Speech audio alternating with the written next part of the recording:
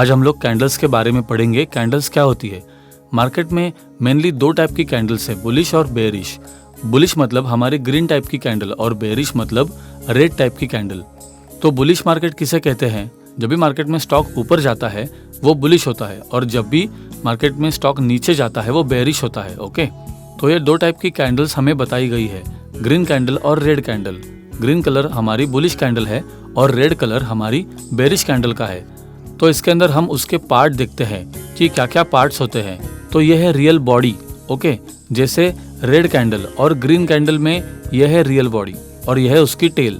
Green candle में ये high की टेल है और ये लो की टेल है। वैसे ही रेड कैंडल में ये हाई की टेल है और ये लो की टेल है।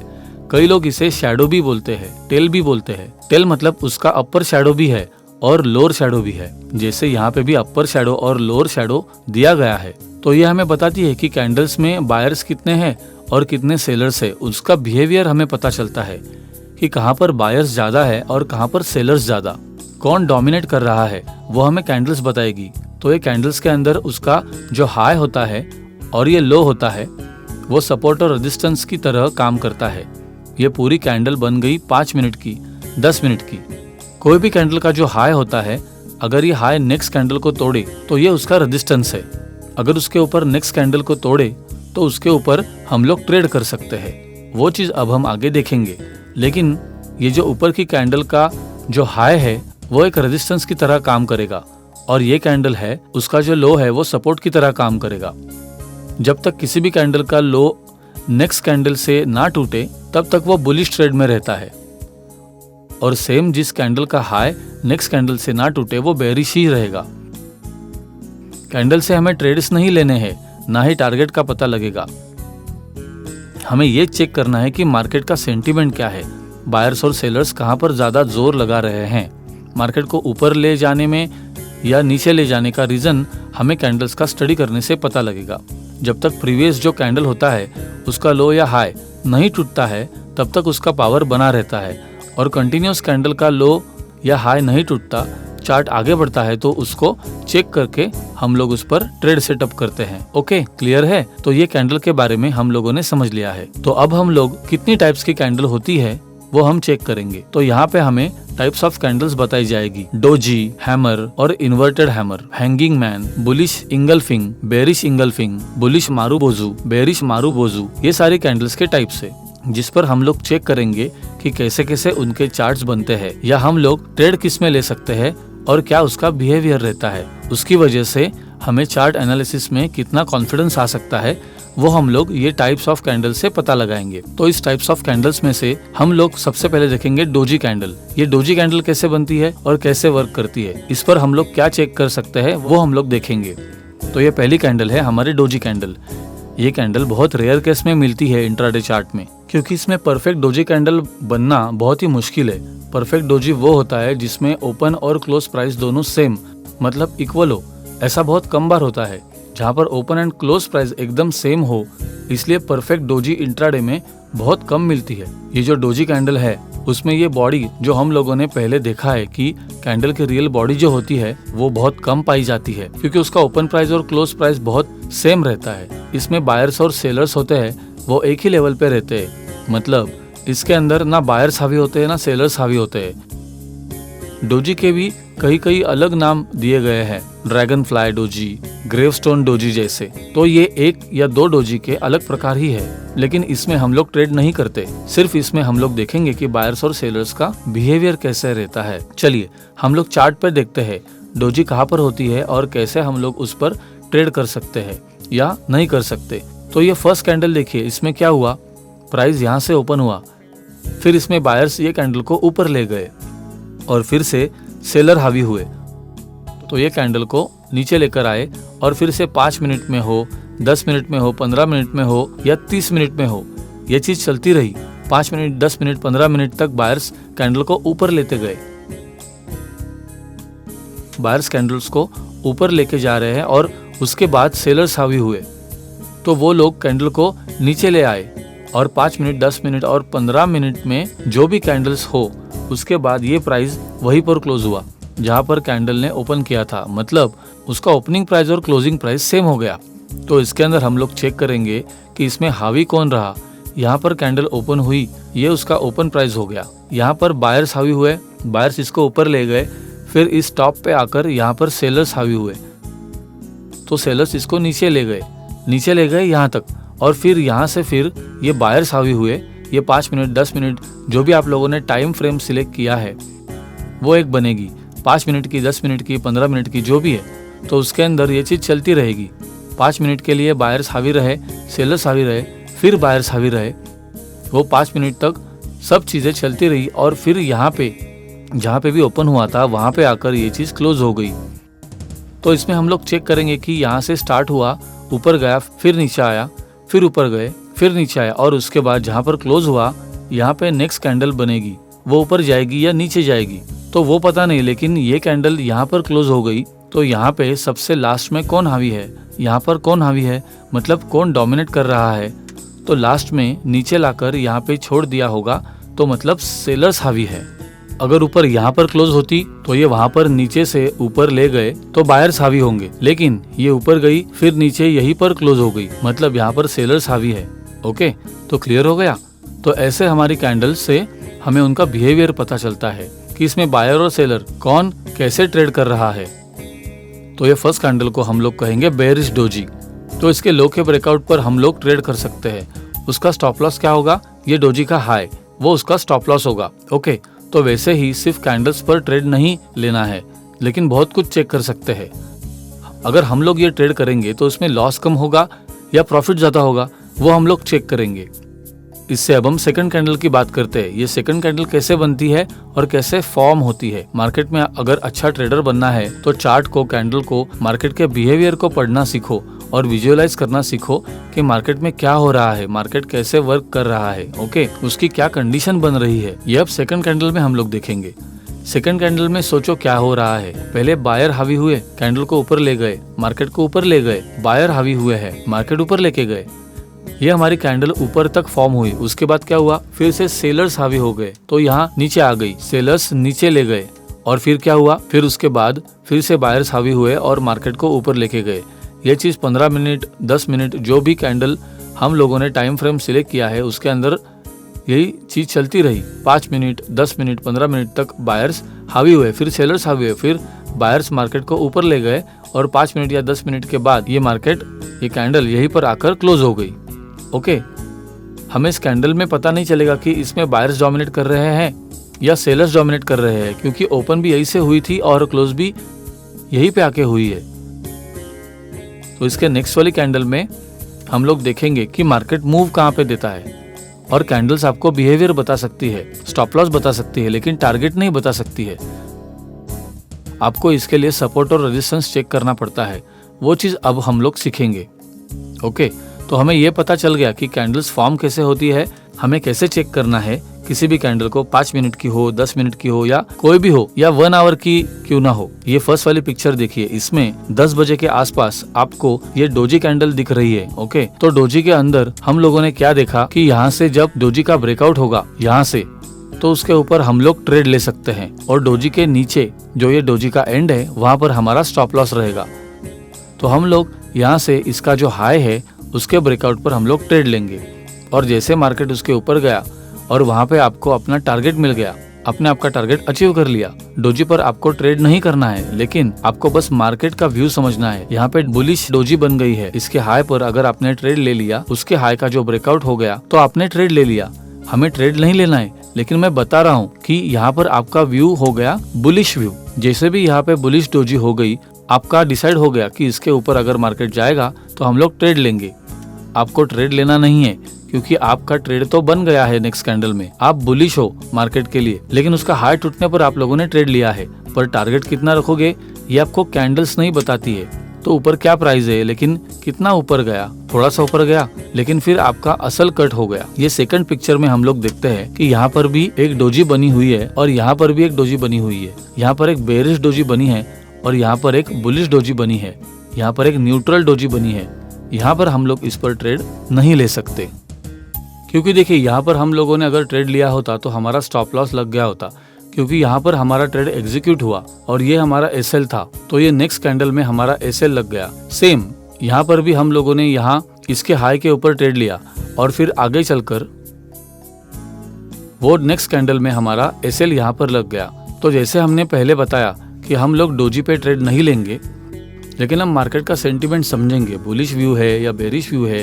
ये फर्स्ट पिक्चर में आपको दिख रही है कि यहाँ पे एक बुलिश डोजी बन रही है। डोजी जब भी बनती है जब मार्केट में वॉल्यूम कम रहता है, मतलब जैसे येस बैंक की स्टॉक हो गई, वहाँ पर वॉल्यूम बहुत कम रहता है, वहाँ पर भी डोजी बनती है। जहाँ पर वॉल्यूम कम है वहाँ पर डोजी बनेगी, क्योंकि बायर्स और सेलर्स बहुत कम है।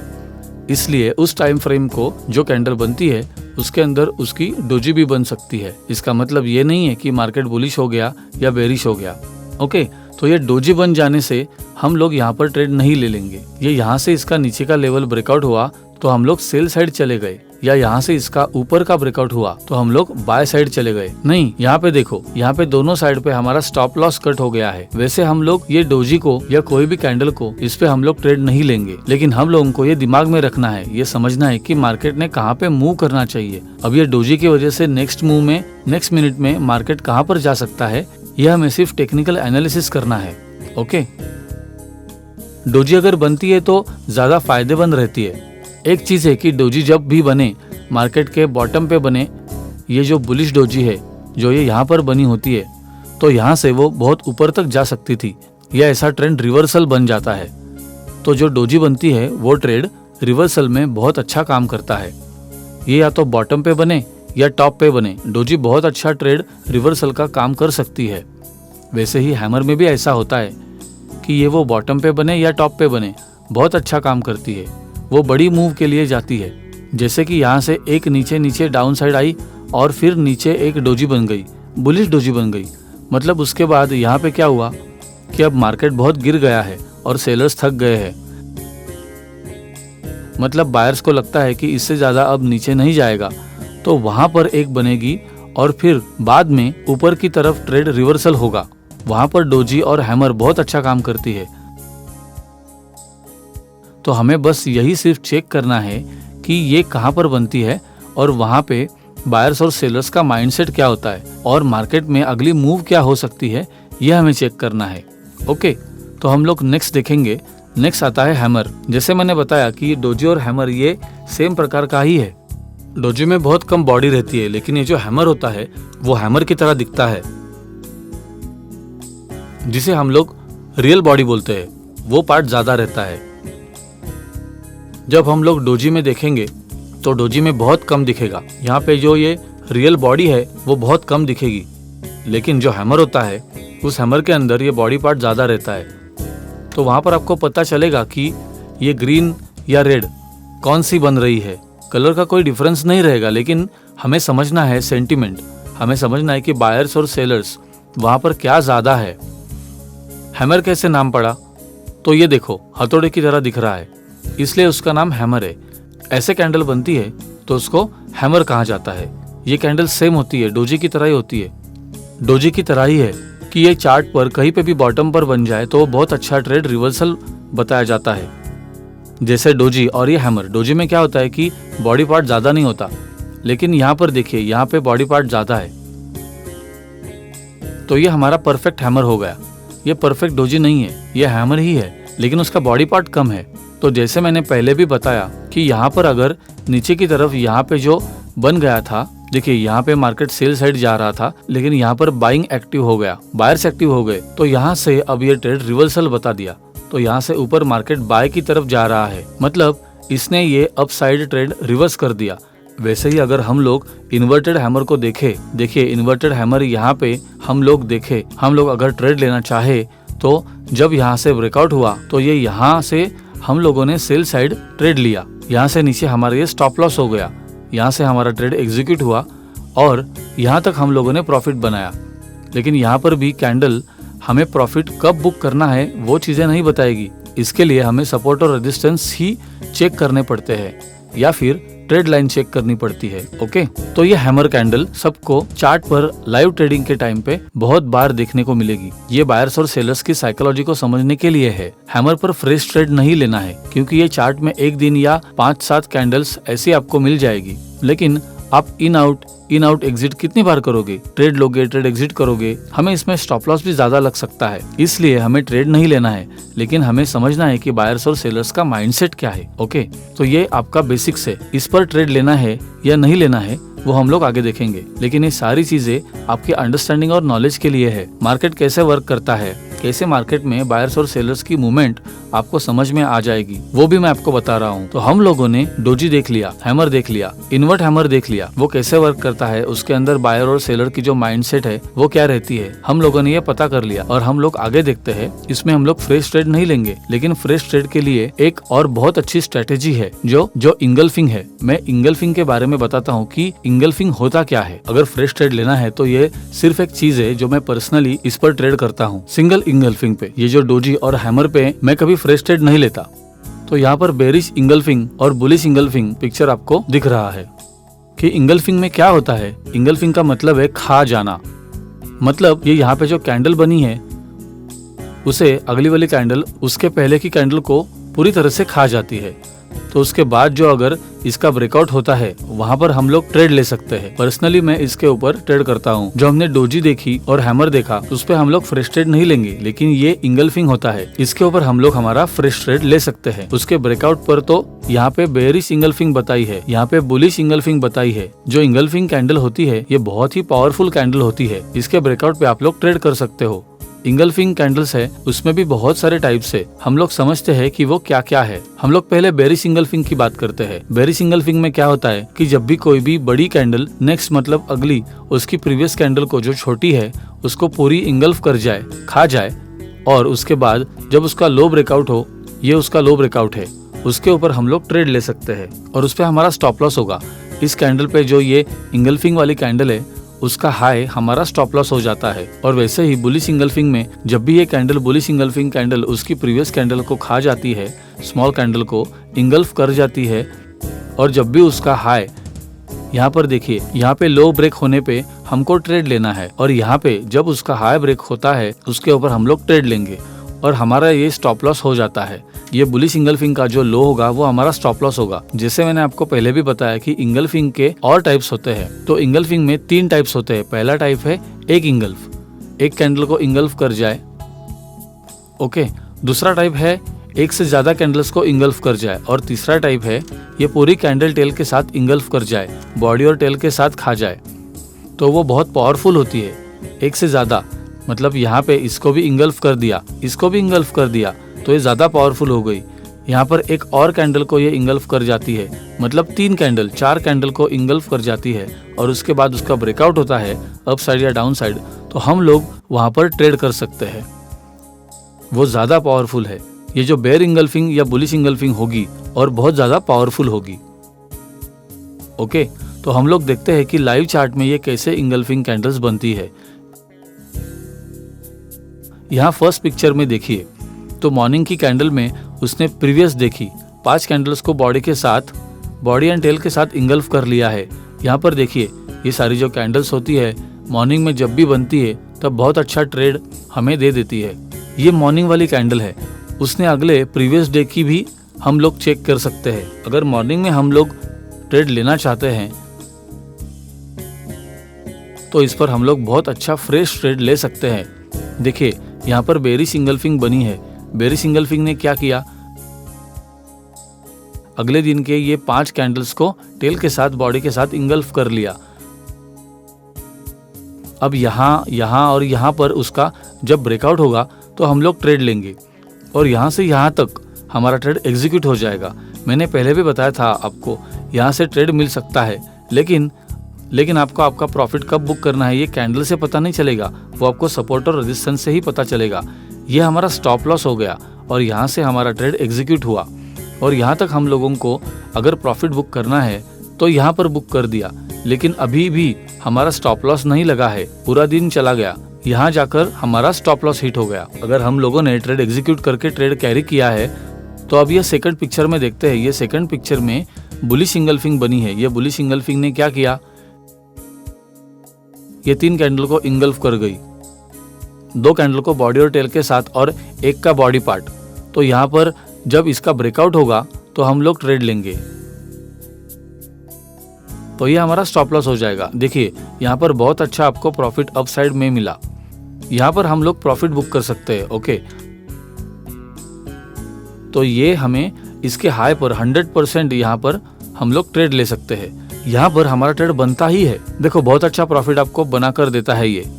इंगल्फिंग कैंडल्स बस आपको रास्ता दिखाएगी, लेकिन आपकी मंजिल यहाँ से भी पता नहीं चल सकती। मतलब आपको कैंडल्स सिर्फ बिहेवियर बता सकती है, टारगेट्स नहीं बता पाएगी। इस पर हम लोग ट्रेड ले सकते हैं, कंपैरिजन कर सकते हैं कि कौन सी इंगल्फिंग कैंडल ज़्यादा पावरफुल है, कौन सी नहीं है, लेकिन टारगेट नहीं बता सकते कि कहाँ तक ले जाएगी। हम लोग आगे जाके सीखेंगे कि उसमें ज़्यादा पावरफुल कौन सी है। जिसने ज़्यादा कैंडल्स इंगल्फ कर ली है वो ज़्यादा पावरफुल होती है। जैसे हम लोगों ने अभी सीखा कि अगर कोई कैंडल्स 3-4 कैंडल्स इंगल्फ कर लेती है तो बहुत पावरफुल कैंडल बन जाती है, तो वो सेफ ट्रेडर को इजी ट्रेड करने के लिए है। इसमें 100% ट्रेड कर सकते हैं।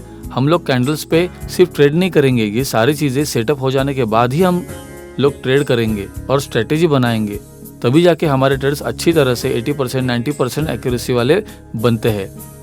ये बन गया तो इसके ऊपर हम लोग ट्रेड नहीं लेंगे। ये सारी चीज़ें हम आपको समझाने के लिए बता रहे हैं। आपको बेसिक नॉलेज होना चाहिए कि कैसे सारी कैंडल्स होती है और कैसे वर्क करता है स्टॉक मार्केट।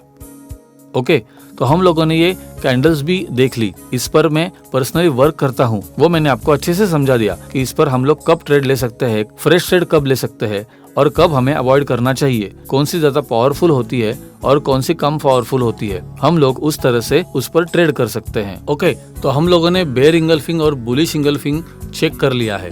अब हम लोग आगे देखते हैं ये मारूबोजू कैंडल्स। ये जो डोजी, जो परफेक्ट डोजी होती है जिसमें बॉडी पार्ट बिल्कुल नहीं होता है, वैसे ही ये मारूबोजू भी आपको लाइव चार्ट में कम केस में दिखेगा।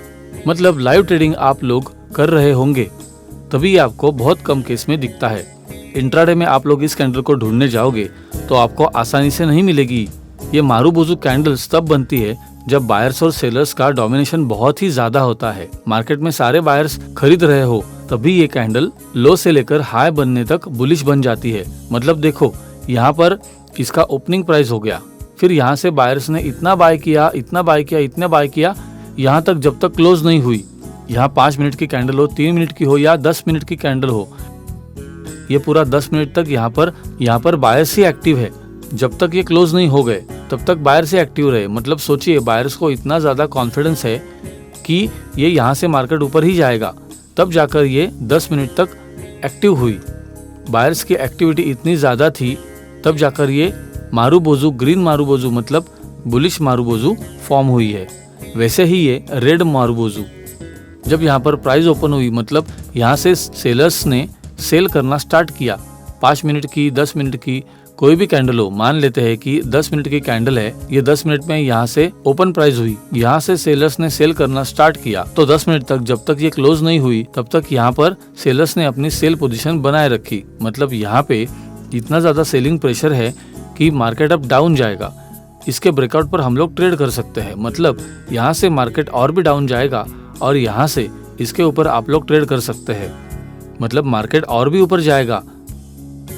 ओके, तो समझ आया कि ये ग्रीन मारूबोजू और रेड मारूबोजू कैसे बनती है और ये लाइव चार्ट में अगर हम लोग देखने जाए तो कैसे दिखता है और उसके ऊपर अगर हम लोग ट्रेड करें तो कैसे सक्सेस मिल सकती है।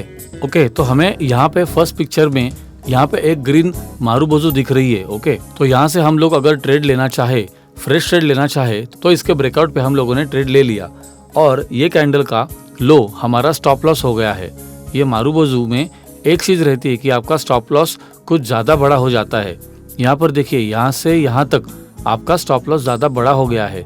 अगर हम लोगों ने इसके ऊपर, इसके ब्रेकआउट पे हम लोगों ने ट्रेड लिया, यहाँ से हम लोगों ने ट्रेड लिया, तो देखिए यहाँ से यहाँ तक बहुत अच्छा आपको प्रॉफिट मतलब अपसाइड मूव मिल सकती है। वैसे ही आपको यहाँ पे सेकंड पिक्चर में रेड मारूबोजू देखने मिली है। इसके ब्रेकआउट पर हम लोगों ने ट्रेड लिया तो ये हमारा स्टॉप लॉस हो गया है। तो यहाँ से देखिए आपको यहाँ पे डाउन साइड, यहाँ तक आपको डाउन साइड की रैली मिली है, यहाँ पे आपका स्टॉप लॉस है। लेकिन अभी तक आपका स्टॉप लॉस लगा नहीं है, आप लोग कैरी कर सकते हो। लेकिन यहाँ पर आपको जितने भी पॉइंट्स का प्रॉफिट मिला है वो आप बुक कर सकते हैं। तो ये मारूबोजू और इंगल्फिंग जो हम लोगों ने देखा कि हम लोग फ्रेश ट्रेड लेना चाहते हैं तो किस पर ले सकते हैं। ये इंगल्फिंग में मैं लेता हूँ और ये मारुबोजू में भी आप ले सकते हैं, लेकिन ये बहुत कम टाइम के लिए आपको मिलेगा। ये परफेक्ट मारुबोजू आपको बहुत ही कम टाइम पर मिलेगी, जिसमें उसकी बिल्कुल टेल ना हो, जहाँ पे सिर्फ बॉडी पार्ट, रियल बॉडी जो है वो ही हो। तो ये बहुत अच्छे ट्रेड्स दे जाती है। जो ये इंगल्फिंग है और ये मारुबोजू, उस पर ही हम लोग फ्रेश ट्रेड लेंगे, लेकिन हैमर और डोजी कैंडल्स पे हम लोग फ्रेश ट्रेड नहीं लेंगे। ये सिर्फ हमें बायर्स और सेलर्स का सेंटीमेंट क्या है, मार्केट का सेंटीमेंट क्या है, वो हमें चेक करना है। बेयर इंगल्फिंग और bullish engulfing, bearish engulfing and marubozu में हम लोग ट्रेड कर सकते हैं, फ्रेश ट्रेड। तो ये हमारा कैंडल्स का चैप्टर यहाँ पर खत्म हो रहा है। कौन सी कैंडल्स पे हमें ट्रेड करना है वो सारी हम लोगों ने कैंडल्स कवर कर ली है। जो मोस्ट इम्पॉर्टेंट है वही सारी हम लोगों ने कवर की है, जिन पर हम ट्रेड ले सकते हैं। और हमें बायर्स और सेलर्स का जो माइंड सेट है वो कैसा है वो पता करने के लिए हम लोगों ने यहाँ पर चेक कर लिया है।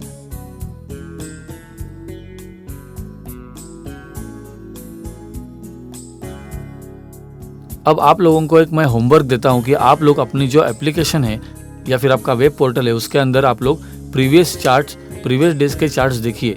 उसके अंदर ये इंगल्फिंग कैंडल कितना वर्क करती है, ये डोजी कैंडल कितना वर्क करती है, या फिर ये मारुबोजू कैंडल्स कितना वर्क करती है।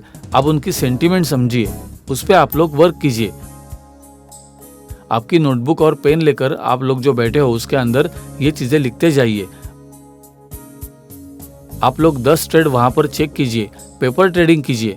पेपर ट्रेडिंग कीजिए मतलब वहाँ पर देखिए कि यहाँ पर मैं खुद ट्रेड लेता तो उसके बाद मुझे कितना प्रॉफिट होता और कितना लॉस हो सकता था।